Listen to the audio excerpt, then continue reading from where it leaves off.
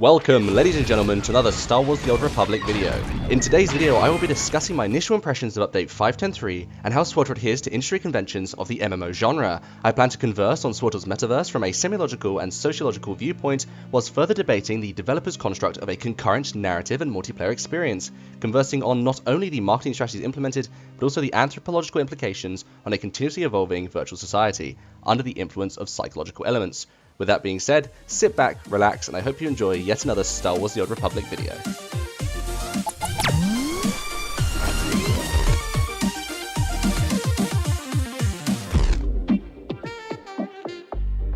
So, the SWTOR Metaverse is saturated with milestones and objectives of the gametic class that define SWTOR's position as an MMORPG.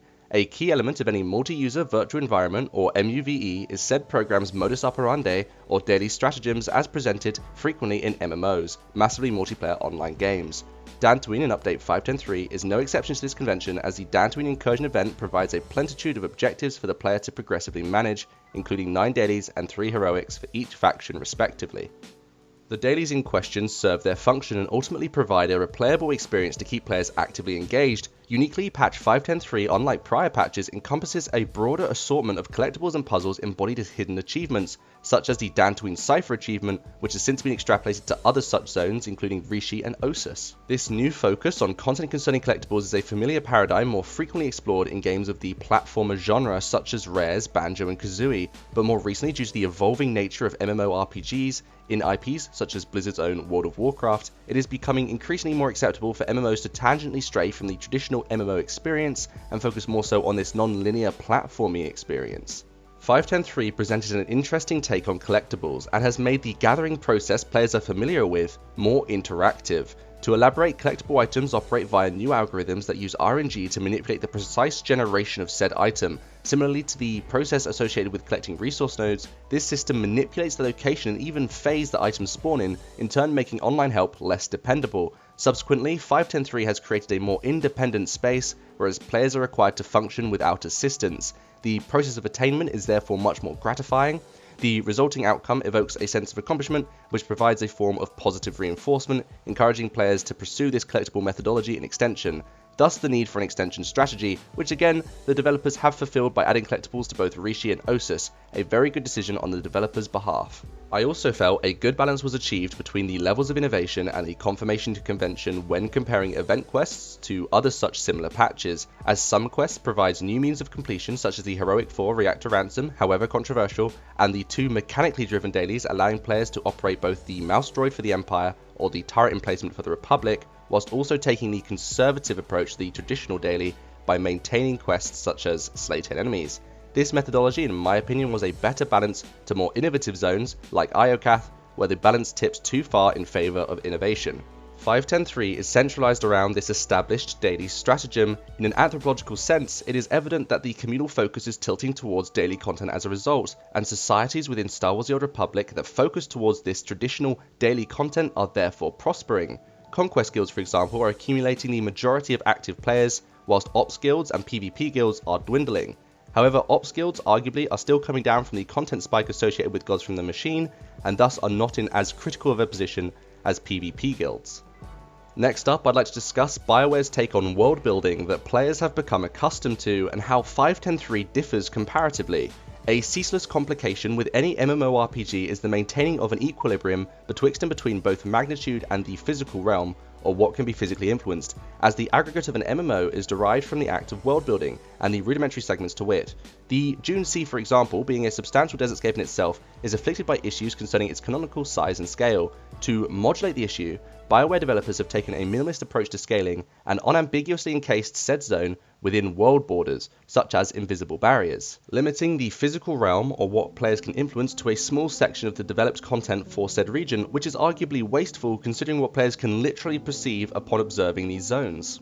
As a small critique I'd advert to the developers is to let players explore the perceivable regions, thus encouraging a more expansive approach to world building that arguably would promote further planetary exploration, even despite the cost of texturing and fine details. Competitors such as World of Warcraft have extensively benefited from this expansive approach, enabling them to more effectively compete in the MMO market by appearing as a factually larger title in scale. this use of world building being one of the principal dissensions in constructing a static equilibrium. To reiterate, this does not mean abolishing world borders, just simply expanding the radius of zones where justified. Referencing back to the Dune Sea example, the ideology of becoming lost and entrapped summarizes the original intent Lucas attempted to convey with R2-D2 and C-3PO in the Star Wars OG. BioWare's venture idealistically would be to extrapolate said psychological connotations of being entrapped into the MMO itself, thus being a valid attempt to accurately depict said planet's thematic portrayal. I would have further argued that the developers should have focused more so on this expansive world-building methodology for update 5.10.3 rather than the current focus on restricted world-building. Again, the factors determining which technique best fits will differ based on the specific needs and requirements of the designated zone. To list some effective examples, Hoth is expansive, denoting back to its thematic portrayal, whilst Tython is more restricted, with finer focus on detail, as depicted in its expansive universe mediums. With that said, Dantooine in the present circumstances closely conforms to the conventions of restricted world building, as the planet itself is much smaller than originally conveyed, whilst KOTOR 2 and even the official PTS portrayed the zone as copiously monumental comparatively, allowing players to indulge in a more expansive zone. This topic in itself is very controversial, but upon disassembling the planet's codes and conventions and what Dantooine stands for, I would justifiably argue in favour of the more expansive approach, especially considering what was shown on PTS, which I will cover shortly. Following on, what is the value of nostalgia? Dantooine is an icon to the SWTOR franchise, connoting memories of the Jedi and the Sith alongside a heartfelt storyline with strong ties to KOTOR 2. The reminiscence of KOTOR 2 clearly has value, as evident by its cult classic appeal amongst the gaming community, specifically the devoted RPG market. Arguably, KOTOR is one of the best RPGs of our generation, not only inspiring this game, but also inspiring a mass appeal towards the Star Wars brand.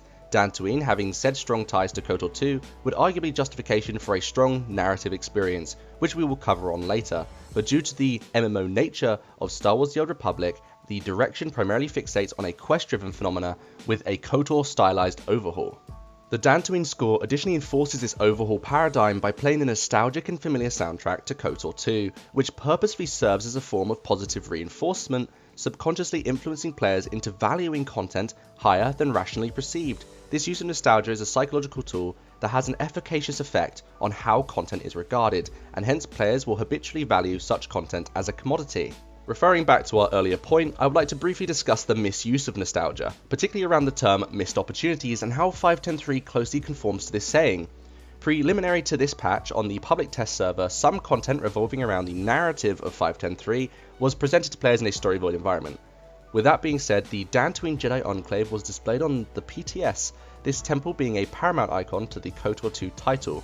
The region itself was close to finished, yet had no appearance in the patch's official release. Again, I feel this is attributed to financial problems, but according to Charles Boyd, it was cut on a narrative basis, in part due to recently visiting the Ossus Jedi Temple.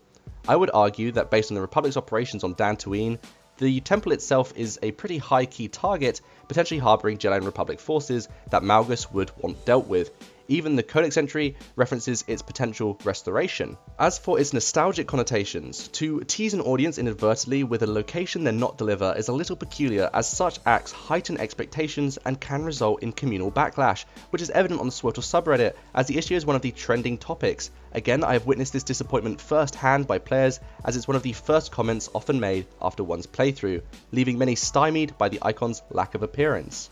Next up, I'd like to briefly discuss the marketing strategies used for update 5.10.3. So, recently in my former video essay, I referenced to the value of the traditional MMO, the stereotypical medium in which content should be managed, and how SWTOR does not necessarily conform to such mediums. Upon conclusion, we found that said management was both beneficial to SWTOR's unique IP, yet also constructed a clear divide between the player base. This again is evident with update 5.10.3, as SWTOR has indirectly switched the antithetical market, the MMO consumer, by basing content around conventional quests of the quotidian formula, i.e. the daily stratagem, opposed to the single-player consumer that seemed to be the key demographic throughout 4.0 and most of 5.0, which from a marketing perspective is more advantageous, as the former is broadly the more mainstream market, enabling SWTOR to access a wider consumer pool and thus more actively compete with competitors. I reference the idiom snip snap here in the sense that SWTOR's direction seems to centralize around one extremity or the other. Whether or not a clear balance should be established between the content's demographics is arguable depending on one's views, but this paradigm is not a necessity, as SWTOR has both established itself as an MMO with its original marketing strategies, whilst concomitantly proclaiming itself as a single player experience. This conflicting marketing methodology has been evident throughout SWTOR's product lifecycle, one such exemplar being the contrasting content structure from Shadow of Revan to Knights of the Eternal Throne expansion, focusing here purely on extension strategies. Notwithstanding the evidence, the general consensus among players seems to support content keeping towards this more traditional MMO methodology, best conforming to the game's initial marketing strategy, but it's hard to determine whether the niche story-driven consumer outweighs the predominance of the mass multiplayer consumer in a constantly changing market. Despite this, an anecdote should not take precedence over a concurrent narrative and story-driven experience. Content should not be forsaken without clear justification, which provides linkage to my apex criticism. This being the lack of story-driven narrative. Fundamentally, there's a plethora of deep lore woven into this segment of the expansion, exhibited through text in the form of codex entries and collectibles, which is both extensive and compelling. Yet the directly consumed narrative through dialogue and cutscenes is severely lacking, hence why recently induced characters have little to no visible persona, an open case study of this being Darth Krovos, previously Lord Krovos. Her growth in disposition from Lord to Darth was not elucidated upon in the slightest, despite Krovos being in 35% of the given story. Adversely, it could be argued some characters benefited from the lack of dialogue, such as Malgus, whose profundity and urgency as an antagonist figure was dramatically emphasized. To elaborate, Malgus came across as a preoccupied person, an enigma of sorts, as if something more critical was occurring behind the scenes, and the Outlander therefore was an afterthought, which provides further narrative foundation to Update 6.0, which, if utilized correctly, could add depth and complexity to the overarching storyline. Again, a paradigm Boyd and the writing team will have to explore. Whatever your personal perception on the matter, the content available this expansion in terms of story was lacking comparatively to other such KOTOR patches. For example, Update 5.10 Jedi Under Siege, with its well-constructed and thoroughly thought-out narrative overall. To conclude, Update 5.10.3 arguably was a successful patch, providing SWTOR with a new daily strategy capable of keeping players engaged leading up to 6.0. The Dantooine region itself is charming, however limited in an expansive sense, but despite this, the ambience and selective use of nostalgia does provide consumers with a prevalent feeling of positivity around the zone, depending on one's connections to the nostalgic material. The one prime faulty to this update was the narrative, as the content was negligible concerning the given story, which could retrospectively be construed as a positive depending on your philosophical bend around character development. All in all, Update 5.10.3 added much needed content and provided a new event that was again needed. Yes, the update had its faults, but these can be overlooked. And there we have it, my first impressions of Update 5.10.3, the Dantooine Incursion. Thank you all very much for watching, I really hope you enjoyed the video, and as always, I've left many of these topics rather open-ended for you guys to contribute on, so feel free to drop a comment in the comment section down below, and I will try my best to reply to every single one. Also, feel free to come watch me over on Twitch, I'm often live on the weekends, and if Twitch isn't your thing, you can follow me on other such social media, including Twitter and Instagram. And there we have it, so thank you all for watching, I really hope you enjoyed, and I will see you all next time. Bye guys.